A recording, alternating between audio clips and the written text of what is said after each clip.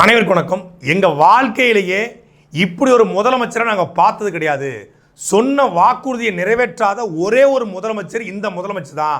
4 வருஷ ஆட்சிக்கு நாங்கள் அடுத்த ஆண்டு பாடம் புகட்டுவோம் என்று சொல்லியிருப்பது தமிழ்நாட்டுடைய எதிர்க்கட்சி தலைவர் எடப்பாடி பழனிசாமியோ, இல்லை திமுகவை எதிர்க்கக்கூடிய நாம் தமிழர் கட்சி தலைவர் சீமான் அவர்களோ, இல்லை தாவேக்காவுடைய தலைவர் விஜய் அவர்களோ, இல்லை பாஜகவுடைய மாநில தலைவர் அண்ணாமலையோ இல்லை. சொல்லியிருப்பது தமிழ்நாடு அரசு ஊழியர்கள் மற்றும் ஆசிரியர் சங்கங்களுடைய கூட்டமைப்பாக கருதப்படுகிற ஜாக்டோ ஜியோ அமைப்பை சார்ந்த அரசு ஊழியர்கள். இது வரைக்கும் இப்படி ஒரு ஆளை நாங்கள் பார்த்ததே இல்லைங்க. பொய்யா புழுகி தள்ளுறாப்பிலங்க. சொன்ன வாக்குறுதியை நிறைவேற்றாத ஒரே முதலமைச்சர் இவர் தான் தேர்தல் வாக்குறுதியில் நாங்கள் ஆட்சிக்கு வந்தால் பழைய ஓய்வூதியத்தை கொடுப்போம் அப்படின்னு சொல்லி வாக்குறுதி கொடுத்தாரு. இப்போ இவரே அதை நிறைவேற்றாமல் காலம் தாழ்த்துறாரு. அதனால் 2026 தேர்தலில் நாங்கள் யாருங்கிறத உங்களுக்கு காட்டுவோன்னு சொல்லி ஜாக்டோ ஜியோ இன்னைக்கு தமிழ்நாடு முழுமைக்கும் போராட்டம் நடத்திருக்காங்க. இன்னைக்கு தமிழ்நாடு பல அரசு அலுவலகங்கள், குறிப்பாக மதுரை மாவட்ட ஆட்சியர் அலுவலகம் தொடங்கி பல்வேறு அரசு அலுவலகங்கள் காலியாக எம்டியாக இருந்திருக்குது. என்ன கோரிக்கை? இந்த பழைய ஓய்வூதியம்னா என்ன, புதிய ஓய்வூதியம்னா என்ன, திமுக நிறைவேற்றுறன்னு சொல்லி ஏன் நிறைவேற்றலை, இவர்கள் பக்கம் இருக்கிற நியாயம் என்ன அப்படிங்கிறதா இந்த காணொலியில் நம்ம தெளிவாக பார்க்க போகிறோம். அன்னை பர்னிச்சர்ஸ், அன்னை திருமண சீர்வரிசை பொருட்கள், டிவி, ஃபிரிட்ஜ், வாஷிங் மெஷின் உள்ளிட்ட 200க்கும் மேற்பட்ட பொருட்கள் அடங்கிய திருமண சீர்வரிசை ரூபாய் 99,000 மட்டுமே. தமிழகம் முழுவதும் இலவச டோர் டெலிவரி. தொடர்புக்கு 7550014440 9345044044. நீதி வழங்கும் போது அண்ணன் தம்பி சொந்தம் பந்தம் பணக்கார ஏழை எதையுமே பார்க்க கூடாதுடா, நியாயத்தை மட்டும் தான் சொல்லணும். ஜாக்டோ ஜியோ இந்த பேரை நம்ம அடிக்கடி கேள்விப்படுவோம். திடீர்னு பதாகையில் இருந்துக்கிட்டு போராடுவாங்க. அப்போ அமைச்சர்கள் போய் பேச்சுவார்த்தை நடத்துவாங்க. பேச்சுவார்த்தை சுமூகமாக எட்டப்பட்டது, மீண்டும் பணிக்கு திரும்பிய ஜாக்டோ ஜியோ அமைப்பினர் அப்படின்னு வரும். திருப்பி ஜாக்டோ ஜியோ அமைப்பினர் போராட்டம்னு வரும். திருப்பி அமைச்சர் பேச்சுவார்த்தை, திருப்பியும் காம்ப்ரமைஸ், இப்படி நடைபெறும். இப்படி இன்றைக்கும் ஜாக்டோ ஜியோ அமைப்பினர் கடுமையான போராட்டங்களை முன்னெடுத்திருக்காங்க. 3 அமைச்சர்கள் கொண்ட குழு பேச்சுவார்த்தையை நடத்திருக்காங்க. இந்த பேச்சுவார்த்தை தோல்வியடைந்து மீண்டும் போராட்ட களத்துக்கு இந்த வழக்கு உயர்நீதிமன்றம் வரைக்கும் போய் உயர்நீதிமன்றம் போட வேண்டாம், பேச்சுவார்த்தை பண்ணிக்கலாம்னு சொல்லியிருக்காங்க. இல்லை பேசலாம் முடியாது, நாங்கள் போராட்டம் பண்ணால் தான் நியாயம் கிடைக்கும் அப்படின்னு போராட்டத்தை கொடுத்துருக்காங்க. இந்த ஜாக்டோ ஜியோனா யார்? இது எதுவும் வெளிநாட்டு அமைப்பா அப்படின்னா இல்லை. ஜாக்டோங்கிறது joint action council of teachers organisation. ஜியோங்கிறது ரிலையன்ஸ் ஜியோ கிடையாது, government employees organisation. JACTO GEO என்று அரசு ஊழியர்கள் மற்றும் ஆசிரியர் பெருமக்களுடைய கூட்டமைப்பு. அரசு ஊழியர்கள், அரசாங்க பள்ளிக்கூட ஆசிரியர்கள் 2 பேருக்குமான அமைப்பு தான் ஜாக்டோ ஜியோ. இந்த ஜாக்டோ ஜியோ அமைப்பினுடைய கோரிக்கை என்ன அப்படின்னா, பழைய ஓய்வூதியத்தை நடைமுறைப்படுத்த வேண்டும். அது என்ன பழைய ஓய்வூதியம், இப்போ என்ன புதிய ஓய்வூதியம்? இந்த புதிய ஓய்வூதியம் என்ன அப்படின்னா, ஒருத்தர் 30,000 சம்பளம் வாங்குறாரு அப்படின்னா அரசு ஊழியர், இந்த 30,000த்தில் மாதம் 3,000 அரசு பிடிச்சிக்கும். அதே போல் அரசு ஒரு 3,000 10% பிடிச்சிக்கும். அரசு ஒரு 10, அந்த 3,000 இணையான ஒரு 10 விழுக்காடு அரசு கொடுக்கும். இந்த 6,000 அரசு ஷேர் மார்க்கெட்டில் போடுமா, கடன் பத்திரங்களில் போடுமா. இது அப்படியே வளர்ந்துக்கிட்டே வருமா. வளர்ந்துக்கிட்டே அவர் 25 வருஷம் வேலை பார்த்துட்டு ஓய்வு பெறும்போது ஒரே ஸ்லாட்டில் அவர் அந்த 25 வருஷமாக அவர்கிட்ட பிடிச்ச தொகையும் அரசு கொடுத்த தொகையும் ஷேர் மார்க்கெட்டில் போட்டுப்பாங்க இல்லையா, அதை வட்டி முதலமாக சேர்த்து ஒன் டைம் செட்டில்மெண்ட்டாக அவருக்கு கொடுப்பது புதிய ஓய்வூதியம். மாதம் 10 விழுக்காடு பிடிப்பாங்க. வடிவேல் ஒரு படத்தில், நான் எப்படி உங்ககிட்ட 100 வாங்கி பணக்காரனோ அப்படி நீங்கள் எல்லாரும் 100 வாங்கி பணக்காரனாயிருங்க அப்படிங்கிற மாதிரி அரசு இவன்ட மாதம் அரசு சொல்லிட்டு பிடிச்சி அதை ஒரு அமௌண்ட்டாக சேர்த்து அந்த அமௌண்ட்டை பல இடங்களில் இன்வெஸ்ட் பண்ணி அது வர்ற பணத்தை கொடுக்கும். இப்போ அரசு இன்வெஸ்ட் பண்ணியிருக்கா, அது ஷேர் மார்க்கெட்டில் போட்டிருக்கா, கடன் பத்திரங்களை போட்டிருக்கா, யாருக்கும் தெரியாது. எந்த வெளிப்படைத்தன்மையும் இல்லை. 2023 வரைக்கும் இந்த 2003ஆம் ஆண்டு ஏப்ரல் மாதம் 1ஆம் தேதி தான் இந்த புதிய ஓய்வூதிய திட்டம் அமுல்படுத்தப்படுது. 2003க்கு முன்னாடி உள்ளவங்களுக்கு பழைய ஓய்வூதியம், 2003 ஏப்ரலுக்கு பின்னாடிக்கு அரசு ஊழியர் சேர்ந்தவங்களுக்கு புதிய ஓய்வூதியம். இந்த புதிய ஓய்வூதியத்தில் 2023 வரைக்கும் 50,000 கோடிக்கு மேலே சேர்ந்திருப்பதாகவும், இந்த 50,000 கோடி பல இடங்களில் இன்வெஸ்ட் பண்ணப்பட்டிருப்பதாகவும் அரசாங்கம் சொல்லுது. ஆனால் இன்வெஸ்ட் பண்ணப்பட்டிருக்கான்னு தெரியல. இது ஒரு பக்கம் அப்படி இருக்க, இந்த பழைய ஓய்வூதியம், இந்த பழைய ஓய்வூதியத்தில் எப்படின்னா, அரசு இந்த புதிய ஓய்வூதியத்தில் பிடிக்கிற மாதிரி எந்த அமௌண்ட்டும் பிடிக்க மாட்டாங்க. ஒருத்தர் 10 வருஷம் 25 வருஷம் பணி செய்கிறார் அப்படின்னா அவர் பணி முடிந்த பிறகு மாதம் அவர் ஏற்கனவே வாங்கிய சம்பளத்தில் கடைசியாக வாங்கிய சம்பளத்தில் 50 விழுக்காடு அவருக்கு பென்ஷனாக ஓய்வூதியமாக வழங்கப்படும். இதுதான் பழைய ஓய்வூதியம். அவருக்கு வந்து ஒரு வேலை முடிஞ்சு வீட்டுக்கு போனால் கூட அவருக்கு ஒரு உத்தரவாதம் இருக்குது. இந்த பென்ஷனை நம்பி தான் பல அரசு ஊழியர்கள் வேலை பார்ப்பாங்கன்னா 60 வயசுக்கு மேலே வேறு எந்த வேலையும் பார்க்க முடியாது. அப்போ 60 வயசுக்கு மேலே இந்த பென்ஷன் வரும். கால் மேலே கால் போட்டு உட்காந்துக்கிட்டு பென்ஷனை மொத்தமாக வாங்கி பிள்ளைக்கு திருமணம் செய்யக்கூடியவங்க, வட்டி கட்டக்கூடியவங்க, வீடு கட்டக்கூடியவங்க இருப்பாங்க. அதை மாதம் வரக்கூடிய பென்ஷனை வச்சு அவங்க சொகுசாக ஒரு சாதாரண வாழ்க்கையை வாழ்ந்துட்டு இருப்பாங்க. ஒரு 60,000 வேலை பார்க்கும்போது கடைசியாக பெற்றிருக்காருன்னா 30,000 மாதம் வரும். இந்த 30,000 வச்சு வாழ்ந்துட்டு இருந்தார். இந்த பழைய ஓய்வூதியத்தில் அரசுக்கு மிகப்பெரிய நிதிச்சுமை ஏற்படுது. பழைய ஓய்வூதியத்தின்படி ஒரு அரசு ஒரு ஆண்டுக்கு 25,000 கோடிக்கு மேலே செலவு செய்ய வேண்டியிருக்கு. ஆனால் புதிய ஓய்வூதியத்தில் ஒரு 3,000 கோடி அரசு செலவு பண்ணால் போதும். அதனால் கடன் சுமையும் நிதி சுமையும் குறைப்பதற்காக இந்த புதிய ஓய்வூதியத்தை நடைமுறைப்படுத்தினாங்க. ஆனால் புதிய ஓய்வூதியத்தின்படி இதுவரைக்கும் யாருக்குமே ஓய்வூதியம் கொடுக்கப்படலைங்கிறதா இங்கே இருக்க பிரச்சனையே. பென்ஷனே போடலை. அப்போ இந்த 50,000 கோடி அரசு என்ன பண்ணுது? அந்த 50,000 கோடியை வாங்கித்தான் இல்லத்தரசிகளுக்கு உரிமை தொகை, தாய்மானவன் திட்டத்தில், தமிழ் மகன் திட்டத்தில் 1000 ரூபா, புதுமை பெண்களுக்கு 1000 ரூபா, இப்படின்னு அரசு 1000 ரூபா கொடுக்குது இல்லையா? அரசுக்கு எது பணம்? அரசுக்கு இருக்கிற ஒரே வருமானம் டாஸ்மாக் வருமானம் 45,000 கோடி. அதை தவிர்த்துட்டு எந்த வருமானம் இல்லை, வரியை தவிர. அப்போது இவங்ககிட்ட இருந்து பிடிக்கிற பணத்தை பூரா வச்சுக்கிட்டு தான் அரசு இவங்களுக்கு பணம் போடுகிற குற்றச்சாட்டை ஜாக்டோ ஜியோ எழுப்பியிருக்காங்க. அதனால் எங்களுக்கு நீங்கள் இந்த மாதம் பிடித்தமெல்லாம் கூடாது, எங்களுக்கு பழைய ஓய்வூதியத்தை நடைமுறைப்படுத்தணும் அப்படின்னு சொல்கிறாங்க. உண்மையிலேயே ஒரு அரசு ஊழியர்களுக்கு 25 வருஷம் 30 வருஷம் பணி செய்யக்கூடியவங்களுக்கு ஒரு பணி உத்தரவாதம், பணி முடிந்ததுக்கு அப்புறம் வாழ்க்கை உத்தரவாதம், ஒரு பொருளாதார உத்தரவாதம் எதில் இருக்குன்னா பழைய ஓய்வூதியத்தான் இருக்குது. இப்போ மத்திய அரசாங்கமே இந்த புதிய ஓய்வூதியம் நடைமுறைப்படுத்தி இப்பொழுது அந்த மீண்டும் பழைய ஓய்வூதியம் வந்துட்டாங்க. பழைய ஓய்வூதியத்தில் கொஞ்சம் ஆல்ட்ரேஷன் பண்ணி மத்திய அரசு கொடுக்க ஆரம்பிச்சிச்சு. மத்திய அரசு கொடுப்பது போலவே நீங்கள் மாநில அரசு கொடுங்கன்னு சொல்லி இவங்க கேட்குறாங்க.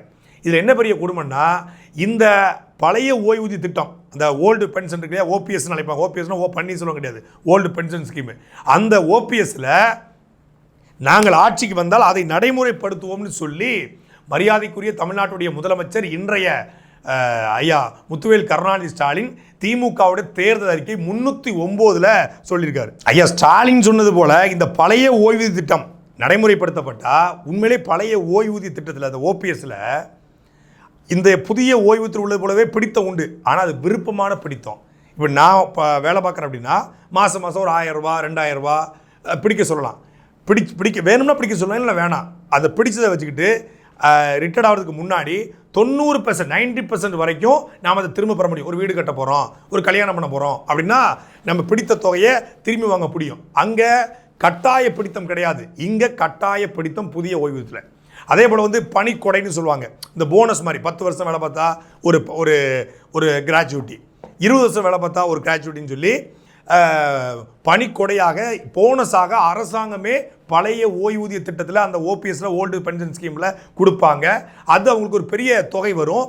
இது இந்த புதிய ஓய்வூதிய திட்டத்தில் கிடையாது. இப்படி புதிய ஓய்வூதியம் என்பது முழுக்க அரசு ஊழியர்களை பழிவாங்குகிற திட்டம், அரசாங்கத்திற்கு வருமானத்தை தருவதாக சொல்லிக்கொண்டு அரசு ஊழியர்களுடைய அடிமடியில் கை வைக்கிற திட்டம். இதுக்கு எதிராக 20 வருஷமாக ஒட்டுமொத்தமான அரசு ஊழியர்களும் போராடி வர்றாங்க. இதற்குத்தான் மரியாதைக்குரிய தமிழ்நாடு முதலமைச்சர் ஐயா ஸ்டாலின் அவர்கள் வந்து ஆதரவு தெரிவித்து கடந்த ஆட்சியில் இவங்க போராடி அவங்க மேலே வழக்கெல்லாம் போட்டாங்க. அந்த வழக்கின் போது கடுமையாக கண்டிச்சார். அரசு ஊழியர்கள் ஆசிரியர்களை வஞ்சிக்கும் அதிமுக அரசு, நியாயமான கோரிக்கைகளை நடத்தப்பட்டு ஜாக்டோஜி அமைப்பினரின் போராட்டத்தை கொச்சைப்படுத்திய அதிமுக ஆட்சி 5060 ஆசிரியர்கள் அரசு ஊழியர்களுக்கு 17 பிரிவின் கீழ் குற்ற குறிப்பானை வழங்கி பேரினுக்கு உள்ளாக்குவது கண்டனத்துக்குரியதுன்னா ஐயா அறிக்கை விட்டார். ஆனால் அவர் தேர்தல் அறிக்கை 309 என்ன சொல்கிறாரு பார்த்துக்கோங்க. பழைய ஓய்வூதிய திட்டம், புதிய ஓய்வூதிய திட்டம் கைவிடப்பட்டு பழைய ஓய்வூதிய திட்டம் மீண்டும் நடைமுறைக்கு கொண்டு வரப்படும். தமிழக அரசு அலுவலர்களின் பணி தொடர்பான பிரச்சனைகள் தீர்த்து வைக்க மாநில நிர்வாக தீர்ப்பாயம் ஸ்டேட் அட்மினிஸ்ட்ரேட்டிவ் ட்ரைபுனல் தலைமைச் செயலாளர், துறை செயலாளர், துறை தலைவர் தலைமையிலான கூட்டு ஆலோசனை புழுக்களும் மீண்டும் போடப்படும். இப்படி பல புழுக்கள் போட்டிருக்காங்க. அதில் இதுவும் ஒரு குழு போடணும்னு சொன்னாங்க, செய்யலை.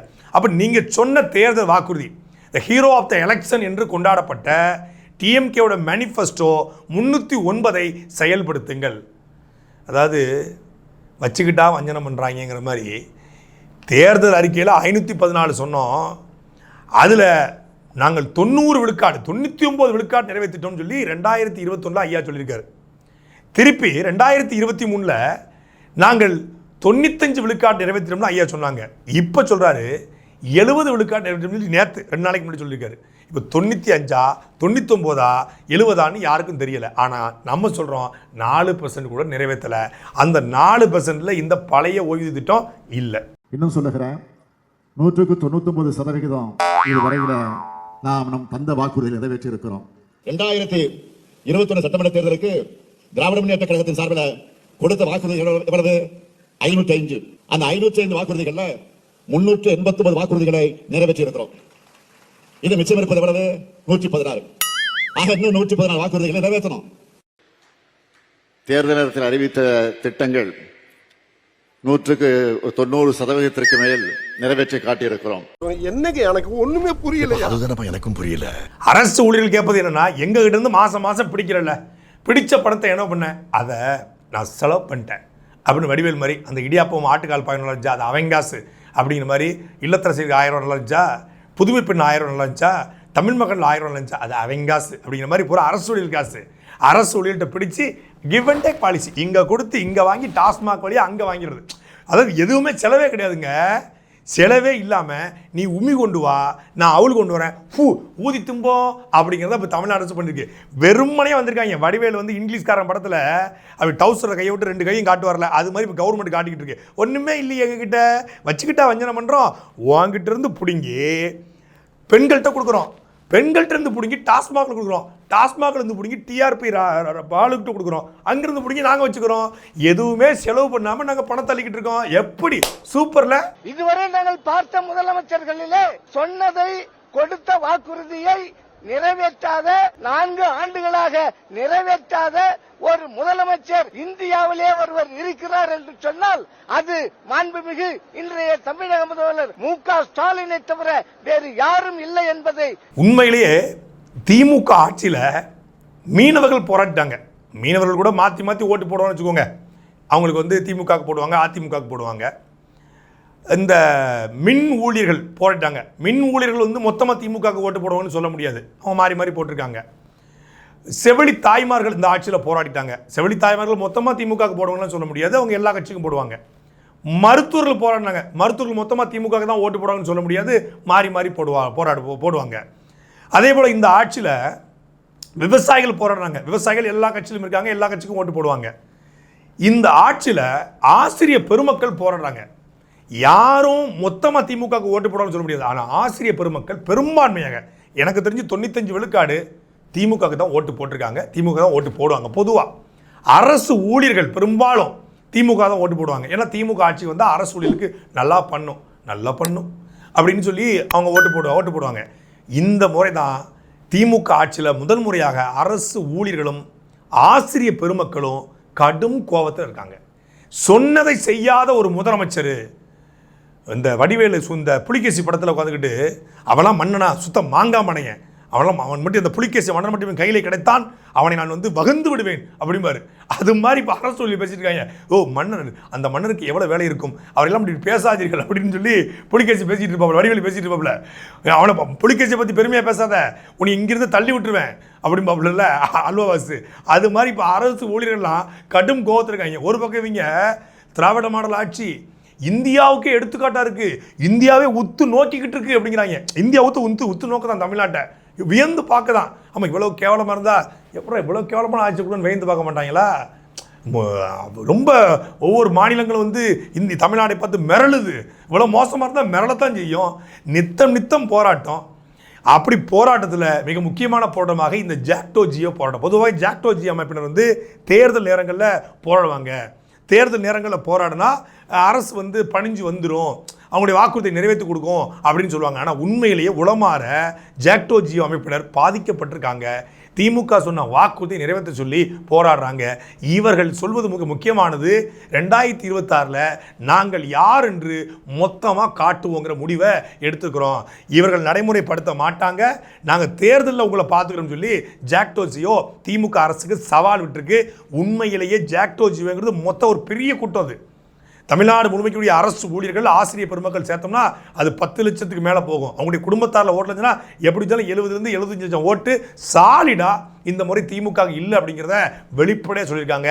இதை திமுக எப்படி சமாளிக்க போகிறது? ஜாக்டோ ஜியோடைய பழைய ஓய்வு திட்டம் நிறைவேற்றும் வரை அந்த போராட்டம் தொடர வேண்டும் என்று அண்ணன் சீமான் போன்றவர்கள் ஒரு கோரிக்கை முன் வச்சிருக்காங்க. அந்த போராட்டத்துக்கு தார்மீக ரீதியாக நாம் தமிழ் கட்சியும் ஆதரவு கொடுத்துக்கிறது. இந்த போராட்டம் பெரிய அளவில் வெடித்தால் தமிழக அரசு மிகப்பெரிய அளவில் ஒரு பாதிப்பு சந்திக்கும். சாட்டை எடுத்து நாட்டை திருத்து இளம் தலைமுறை தானே நீ